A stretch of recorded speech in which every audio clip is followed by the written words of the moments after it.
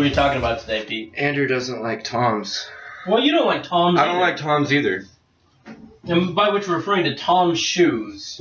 I don't know. I guess I just naturally have an aversion to anything that's trendy or catchy or super popular for no particular reason.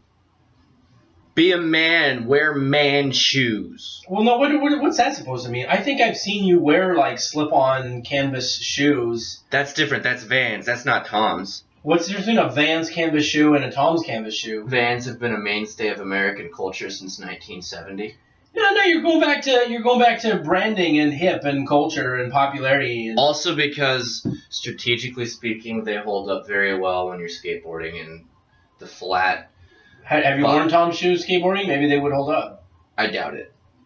See, They're little paper shoes for little dainty man feet. I just can't stand the fact that somebody can make a shoe that looks like it cost them $1.50 in supplies, and they made it in 15 minutes in their garage for the local farmers market.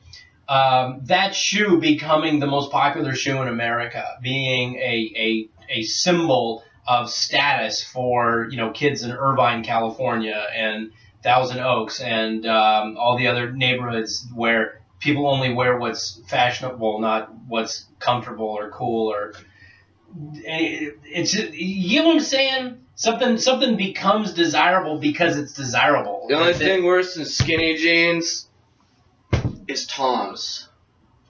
What are you even talking about? Toms suck. Well, okay, why do you think they suck?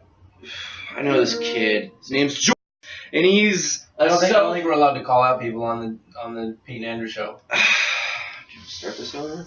No, that we're gonna call him. That's his real name. That's not his real name. That's his real name. That's an alias that we've. Not know who you are, you self-absorbed, pretentious douche.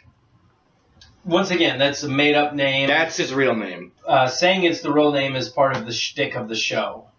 Okay, so Pete, this pretend person that you've made up and are insisting is real, they wear the shoes, so therefore you don't like them? Well, then they've got like the skinny pants on their skinny legs and their skinny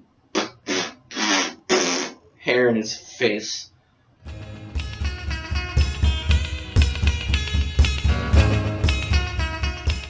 Okay, so we do like them for the same reason, which is that there's a certain type of person that is buying Tom's shoes to make a fashion statement, right? Yeah. But why are Tom's shoes a fashion statement? I don't know. Do you recall? It's the organic It's the feeling. one. It's the buy a shoe. Buy a shoe, give a shoe. It's the one-to-one policy, which always makes me... Such activism! Well, it makes me uncomfortable. Are you trying to look trendy, or are you trying to help people? No, I mean, you're trying to look trendy, and then you tell yourself and make yourself feel better about it that, you're doing something good for someone else. But I mean, crappy, ugly shoes that look like you made them in your garage, do people in South America really want those? I have a feeling that they'd like some sneakers. What are Tom's shoes up to nowadays? $20, $30 a pair? probably more. Okay, and how much does it cost to make one of those shoes? Like less than $1? I mean, to be fair, probably like $3. Maybe in America, but like Maybe in in Argentina, where they started, Yeah, less than $1. I bet you it cost them 50 cents. And so, good. Bain Capital, which now owns the majority stake in Tom's Shoes, they get to keep the $29.50, and then 50 cents goes to buy some kid a pair of shoes in the developing world that is just a crappy, flimsy pair of shoes for poor people. But we feel good about it because, over here in Bel Air and Thousand Oaks and No, I think it's a special kind of stupid people that actually feel good about buying Toms for that reason. I think the normal consumer just buys them as a fashion statement. It's the special kind of pretentiousness that buys them for that other reason. And if that's how you honestly feel, why don't you donate some money to those people in need? Yeah, that's how you honestly feel. If I want to help people, I donate money. But no, donating money doesn't go well with a hashtag. I guess that's what it's really about. Which is why I have more respect for people who buy the knockoffs at Walmart. Because it's like, hey, look, I'm looking for a super cheap pair of shoes that is moderately fashionable. It passes as fashionable. And that's honest. I respect that. Okay, go buy yourself a moderately paced. Don't lie to yourself buying Toms saying that you're doing something good for someone else. And that you're supporting a company with a conscience.